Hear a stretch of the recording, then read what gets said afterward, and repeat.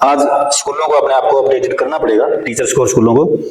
और जो एक्सपेक्टेशंस हैं, मतलब माँ बाप की जैसे एक्सपेक्टेशंस हैं, मतलब थोड़ा सा ये जरूरी है कि बच्चों के ऊपर इतना प्रेशर ना डाला जाए कि हर माँ बाप ये सोचता है कि मेरा बच्चा सिविल सर्वेंट्स बने, IIT बने, वो नीट, मतलब थोड़ा सा इस चीज की जरूरत है बच्चे को। मतलब ये तो देखो स्कूल के वातावरण के ऊपर, उसके टीचर्स के ऊपर और उसके घर का जो एटमॉस्फेयर है उसके ऊपर डिपेंड करता है। अब आज बच्चा सुबह एग्जाम देने के लिए जा रहा है और उसको पेरेंट्स ये कहें कि मतलब पढ़, अभी भी सुबह उठ के भी कहें कि पढ़ पढ़, और जाते टाइम में भी वो किताब खोल के पढ़ रहा है तो स्ट्रेस आएगा ही।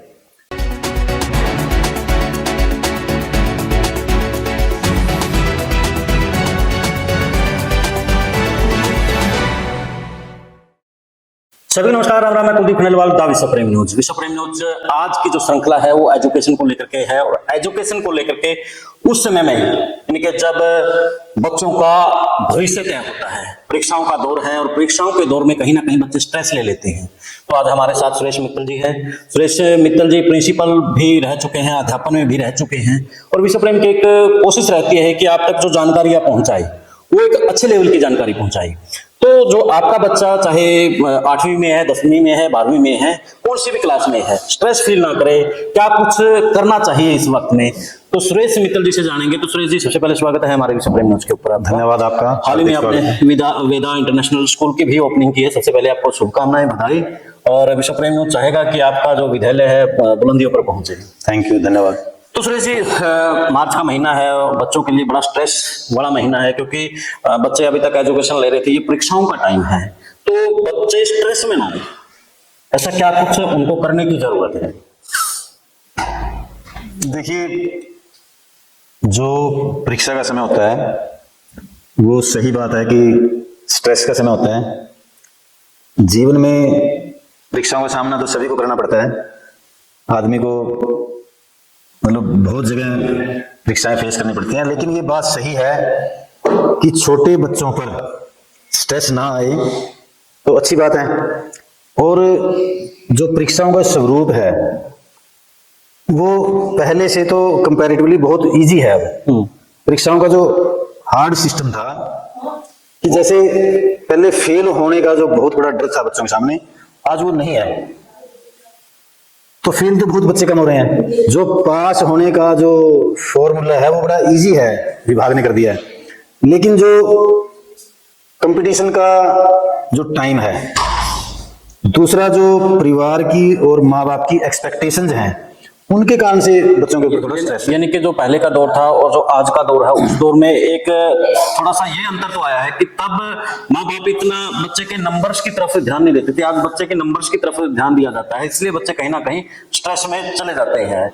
यही कारण कह सकते हो आप। लेकिन पहले ये भी कह सकते हैं कि पहले सोशल मीडिया नहीं था और इतना बच्चों की तरफ ध्यान नहीं दिया जाता था। प्रेशर में तो बच्चे पहले भी रहते थे, लेकिन वो अपने प्रेशर को दूर कर लेते थे। मैं तो ये समझता हूँ, मेरी थोड़ी सी निजी राय है कि बच्चे ज्यादा सेंसिटिव हो गए हैं और इसलिए वो प्रेशर में आ रहे हैं। और देखो स्कूलों में जहां तक प्रेशर की बात है, पहले तो टीचर का बच्चों के ऊपर बहुत प्रेशर होता था। आज बच्चों के ऊपर टीचर्स का प्रेशर नहीं है, उल्टा बल्कि मैं समझता हूँ कि टीचर प्रेशर में है। अच्छा, तो कैसे? टीचर काफी डिफेंसिव पोजीशन में है कि छोटी छोटी बातों को लेकर के कई बार ऐसा माहौल बन जाता है, टीचर को बहुत कुछ सोच समझ के बोलना पड़ता है। उसके बाद फिर मतलब पेरेंट्स का भी काफी इन्वॉल्वमेंट रहती है, एडमिनिस्ट्रेशन की इन्वॉल्वमेंट रहती है। तो मैं तो समझता हूँ कि टीचर भी प्रेशर में है। तो इस महीने में आकर के जैसे बच्चे ये होता है कि हम ये भी पढ़ लें, हम ये भी पढ़ लें, तो किस तरह से उनकी लाइफ इन महीनों में होनी चाहिए? ये सही है कि बच्चे थोड़ा सा आज सॉफ्ट हैं और उसी हिसाब से शिक्षा का जो वातावरण है वो उसी प्रकार स्कूलों में बनना चाहिए कि जैसे खेल खेल में एजुकेशन की बात की जाती है, हम सभी करते हैं खेल खेल में एजुकेशन की बात, लेकिन प्रैक्टिकल कोई कितना कर पा रहा है, मैटर ये बात करती है।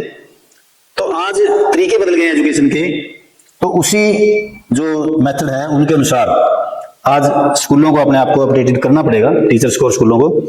और जो एक्सपेक्टेशंस हैं, मतलब माँ बाप की जैसे एक्सपेक्टेशंस हैं, मतलब थोड़ा सा ये जरूरी है कि बच्चों के ऊपर इतना प्रेशर ना डाला जाए कि हर माँ बाप ये सोचता है कि मेरा बच्चा सिविल सर्वेंट्स बने, IIT में बने, वो नीट, मतलब थोड़ा सा इस चीज की जरूरत है। इस कारण से बच्चे थोड़ा प्रेशर में है। सुरेश जी, स्कूलों ने अपने आप को अपडेट कर लिया है, बच्चे भी कहीं ना कहीं अपडेट इस दौर में हैं, तो ऐसे में माँ बाप यानी कि अभिभावक की जो भूमिका है वो किस तरीके से होनी चाहिए? मैं ये सोचता हूँ कि माँ बाप को ये सोचना चाहिए कि मेरा बच्चा एक अच्छा बच्चा बने और बड़ा होकर के वो एक अच्छा नागरिक बने। वो मतलब परिवार, समाज और देश को कुछ दे। वो कोई जरूरी नहीं है कि वो बड़ा ऑफिसर बन करके ही कुछ ऐसा कर सकता है। आपने एक, सभी बच्चे बड़े ऑफिसर नहीं बन सकते, सभी बच्चे IIT नहीं बन सकते, सभी बच्चे साइंटिस्ट नहीं बन सकते, लेकिन बहुत सारे बच्चे ऐसे मिलेंगे आपको कि वो पढ़ाई में बहुत अच्छा नहीं कर पाते, लेकिन अन्य क्षेत्रों में, छोटे व्यवसायों में भी आज कोई छोटे व्यवसाय वाला कोई व्यक्ति है, यदि उसकी एक पहचान है तो वो भी कोई कम नहीं है, और उसके कारण से समाज को बहुत लाभ हो रहा है।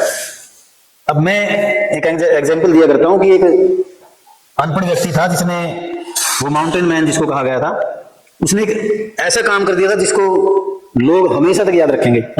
उसने एक पहाड़ को काट करके, दशरथ मांझी आपने नाम बताया, धन्यवाद। तो उसने एक ऐसा काम कर दिया, और एक शायद कोई बड़े पद पर रह करके भी, मान लो सर्वश्रेष्ठ पद पर रह कर यदि एक ऐसी इमेज बनती है, तो मैं समझता हूं कि वो बड़ी बात है, जिसने छोटे व्यवसाय में या साधारण पद पर रह करके समाज का और देश का भला किया, मैं उसको बढ़िया मानता हूँ। सुरेश जी, सबसे महत्वपूर्ण सवाल यही है कि बच्चा जब एग्जाम में बैठा है और एग्जाम देते वक्त उसके दिमाग में एक फितूर सा होता है, तो एग्जाम के वक्त बच्चे को किस तरीके से एग्जाम की अपने लिखित में करना चाहिए, किस तरह की तैयारियां उसकी होनी चाहिए, वो जब वहां पर बैठा है कैसे दे वो एग्जाम बच्चे को? मतलब ये तो देखो, स्कूल के वातावरण के ऊपर, उसके टीचर्स के ऊपर और उसके घर का जो एटमॉस्फेयर है उसके ऊपर डिपेंड करता है। अब आप बच्चा सुबह एग्जाम देने के लिए जा रहा है और उसको पेरेंट्स ये कहें कि मतलब पढ़, अभी भी सुबह उठ के भी कहें कि पढ़ पढ़, और जाते टाइम भी वो किताब खोल के पढ़ रहा है, तो स्ट्रेस आएगा ही। तो बहुत बच्चे हमने ऐसे देखे हैं कि वो एक दिन पहले बिल्कुल फ्री हो जाते हैं और वो इंजॉय करते हैं इसका, एग्जामिनेशन सिस्टम का भी, एजुकेशन का भी, पढ़ने का भी इंजॉय करते हैं। अच्छा। तो इस प्रकार का इस प्रकार की हैबिट बच्चे को डालनी चाहिए कि वो उसके अंदर एग्जाम का फियर ना हो। तो इस प्रकार का बच्चे के अंदर मतलब उसकी मानसिकता को डेवलप करना पड़ेगा। यानी कि आप ये कहना चाहते हैं कि एग्जाम के एक दिन पहले बच्चे को बिल्कुल फ्री माइंड होना चाहिए? हाँ, फ्री माइंड होना चाहिए। फ्री माइंड होगा तभी वो अच्छे से और परीक्षा दे पाएगा। हाँ, अच्छे से। तो सुरेश जी, आपने वेदा इंटरनेशनल स्कूल खोल दिया है नरवाना क्षेत्र में, कहीं ना कहीं नरवाना क्षेत्र में एक जरूरत थी भी ऐसे स्कूल की, तो क्या कुछ आपने, क्योंकि अध्यापन में रहे हैं, प्रिंसिपल पर भी आप रहे हैं और नरवाना में भी आपका अच्छा नाम रहा है, तो ये सोच कहाँ से आई आप में कि यहाँ पर एक बड़ा विद्यालय खोला जाए? क्या कुछ उस एजुकेशन सिस्टम दिया जाए कि और से आप और स्कूलों से ज्यादा बेहतर जो आपका स्कूल है ये दे? तो स्कूल जो खोलने की बात है, ये आप ऐसे नहीं कह सकते कि मेरा स्कूल है ये जी। तो मैं कुछ दिन पहले भी मैंने कहा था कि दीवारें और छत किसी की हो सकती हैं, स्कूल किसी के नहीं होते। स्कूल तो बच्चों के होते हैं, अध्यापकों के होते हैं, पेरेंट्स के होते हैं। तो हमें इस प्रकार की मानसिकता नहीं रखनी चाहिए कि ये हमारा स्कूल है और हम इस तरीके से इस स्कूल का संचालन नहीं करेंगे। यहाँ शिक्षाविदों की एक समिति है जिसकी देखरेख में सब कुछ हो रहा है। आपकी जानकारी के लिए मैं बता देना चाहता हूँ कि हमारे 22 और 23 तारीख को टीचर्स के सिलेक्शन की गई थी। वहाँ हमने 3 पैनल बनाए थे, जो एजुकेशनिस्ट है और जो सब्जेक्ट एक्सपर्ट है। तो यदि मेरी स्टूडेंट की बात की जाए तो मैं उस पैनल में था भी नहीं। अच्छा। जो उन्होंने शॉर्ट लिस्ट किए थे कैंडिडेट्स, उन्हीं को हमने मतलब सिलेक्ट किया है, उनका डेमो लेकर के। तो ये पूरी तरह से एक सिस्टम से विद्यालय चलेगा, ये किसी व्यक्तिगत स्कूल की तरह विद्यालय नहीं चलेगा। यहाँ प्रिंसिपल का काम करेगा, मैनेजमेंट का काम करेगी मतलब सभी अपना अपना काम करें। तो सभी शिक्षाविदों का एक मान के चले कि ये ड्रीम प्रोजेक्ट है और अच्छी सी एजुकेशन नरवाना के साथ में जो भी लगती और दूसरे शहर हैं वो भी कहीं ना कहीं इसका फायदा उठा सकते हैं। तो मेरा वही सवाल अभी बाकी है कि आप सभी का ये ड्रीम प्रोजेक्ट बना कैसे? बना तो बस ये है कि हमारा नरवाना क्षेत्र है, यहाँ से हमें सब कुछ मिला है और नरवाना की एजुकेशन का स्तर बहुत अच्छा रहा है कि हम भी इसमें कुछ अपना कंट्रीब्यूट करें, कि लोग हमारे ऊपर विश्वास करते हैं और हमारे जो बड़े विद्यार्थी हैं वो हमारा बहुत सम्मान करते हैं, सहयोग करते हैं। तो इसीलिए इतनी हिम्मत की कि हम एक ऐसा स्कूल बनाएं, एक अच्छा विकल्प दें, कि नरवाना में एक ऐसा विकल्प पैदा करें कि जो लोग ये सोचते हैं कि हम अपने बच्चों को बाहर भेजें पढ़ने के लिए, और नरवाना में जो शिक्षा का स्तर है उसमें और सुधार आए। इसी उद्देश्य से हमने जो प्रमुख शिक्षाविद हैं उनसे राय लेकर के उनके मार्गदर्शन में इस विद्यालय की स्थापना की है। तो सुरेश जी, आपका विद्यालय कितना कंप्लीट है, कितना क्या कुछ है, यानी कि बच्चे स्कूल में आए, कितनी तैयारियां हैं? अध्यापकों को लेकर के आपने बता दिया कि उनका इंटरव्यूज लेकर के आपने उनको रख लिया है, लेकिन स्कूल का बिल्डिंग का निर्माणाधीन है या क्या कुछ उस पर बताएं आप। बिल्डिंग तो आप देख रहे हो, आप बिल्डिंग के अंदर बैठे हो, हमारे रूम्स वगैरह सभी तैयार हैं, आपने देखा होगा। तो बाहर थोड़ा काम पेंडिंग रहता है, ग्राउंड वगैरह का पेंडिंग है, अंदर से हमारा जो रूम्स वगैरह की है सब, यानी कि आपके दाखिले और जो पढ़ाई का सिस्टम है वो स्टार्ट हो चुका है। एडमिशन तो देख लिया आपने, कितने पेरेंट्स बैठे थे यहाँ, तो एडमिशन प्रारंभ हो चुके हैं। एडमिशन तो हमारे जिस टाइम ये विद्यालय की सड़क भी नहीं बनी थी, गेट भी नहीं बना था, तो कुछ लोग तो उसी दिन जबरदस्ती आ गए कि हमारे को एडमिशन करो। हमने कहा कि अभी तो प्रोसेस शुरू नहीं हुआ। तो लोगों का ये मान सम्मान है, लोगों का विश्वास है, और जिसके बल पर हमने इतना बड़ा स्टेप लिया है। सुरेश जी, कोई भी स्कूल है, कोई भी यानी कि अपना जब एक ड्रीम प्रोजेक्ट तैयार करता है, मैं ये तो नहीं बोलूंगा कि स्कूल आपने खोला क्योंकि आप लोगों का एक बड़ा ड्रीम प्रोजेक्ट है, आपने बता दिया कि सबका स्कूल है, बिजनेस लेवल पे की मैं बात कर रहा था। तो मार्केटिंग बड़ी जबरदस्त होती है स्कूलों के अंदर, तो आपका मार्केटिंग का खेल क्या कुछ रहेगा, या फिर आप जो अध्यापक हैं, सभी शिक्षाविद हैं, आपकी फेस वैल्यू के दम पर ही आप लोगों ने जो आप बता रहे हैं कि अभी से माँ बाप आना शुरू हो गई है, तो उस पर क्या कहेंगे आप? मार्केटिंग की तो बात उस दिन मैं कर चुका था, वैसे तो उस दिन शायद आप भी थे।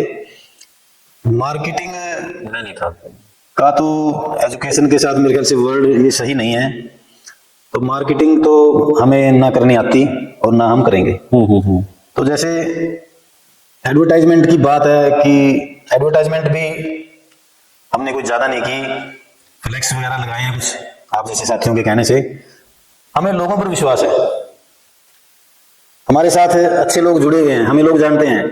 तो मार्केटिंग तो करने की मैं तो जरूरत भी नहीं समझता, और हमारे बस की ये बात भी नहीं है।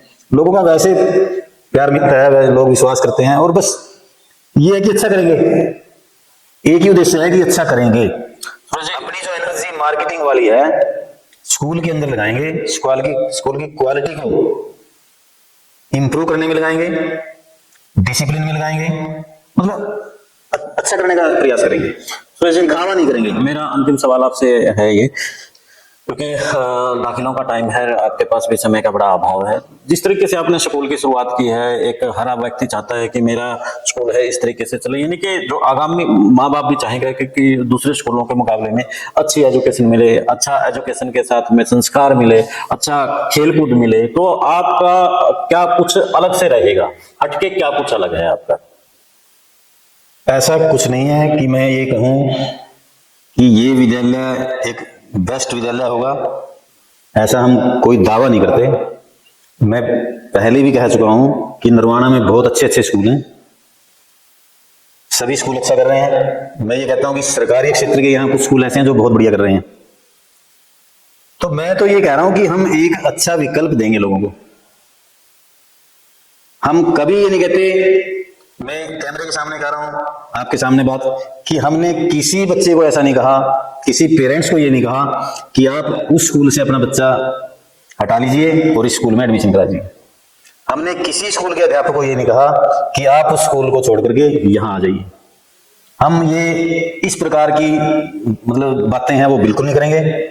सभी स्कूल हमारे अपने हैं, सभी का उद्देश्य एक ही है। तरीके अलग हो सकते हैं, रास्ते अलग हो सकते हैं, उद्देश्य तो सबका एक है कि नरवाना के जो एजुकेशन स्तर है उसको और ज्यादा ऊंचाइयों पर लेकर के जाएं, और केवल इसी उद्देश्य को लेकर के इस विद्यालय का निर्माण किया गया है।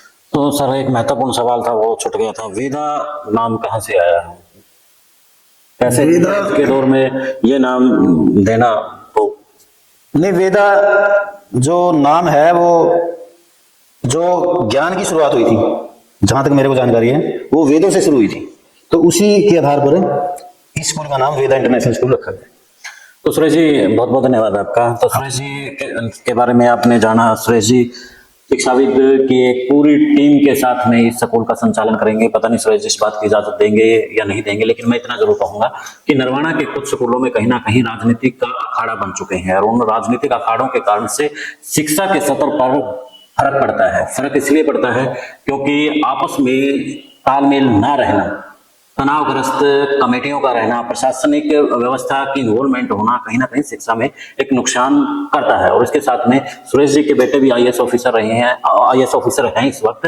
और तालीम कैसी दी होगी सुरेश जी ने अपने बच्चे को कि वो आईएएस आज कहाँ पे है ड्यूटी सर? वो फॉरेन सर्विस में है, अभी कॉन्गो देश में, वो अफ्रीका में है। अब उसकी इंडिया में पोस्टिंग तो ऑर्डर आ चुके हैं जी। तो आप हिसाब लगा सकते हैं कि सुरेश जी का जो एजुकेशन सिस्टम यानी कि पारिवारिक माहौल देकर के एक एजुकेशन सिस्टम देना नरवाना की जो शिक्षा स्तर है कहीं ना कहीं और ऊपर बढ़ाने का काम करेंगे। खैर, आप इस वीडियो पर क्या कहते हैं आप अपनी राय जरूर दीजिएगा। देश और प्रदेश की खबरों के साथ में अब एजुकेशन को लेकर के भी जो विश्व प्रेम अपना एक नया एपिसोड लेकर के आया है, आपको पहले जानकारी कोटा से संबंधित दी, उसके बाद दूसरी जानकारी आ थी, तो इस पर भी आप क्या कहेंगे कमेंट में अपनी राय जरूर दें। धन्यवाद। जय हिंद, जय भारत। थैंक यू, धन्यवाद।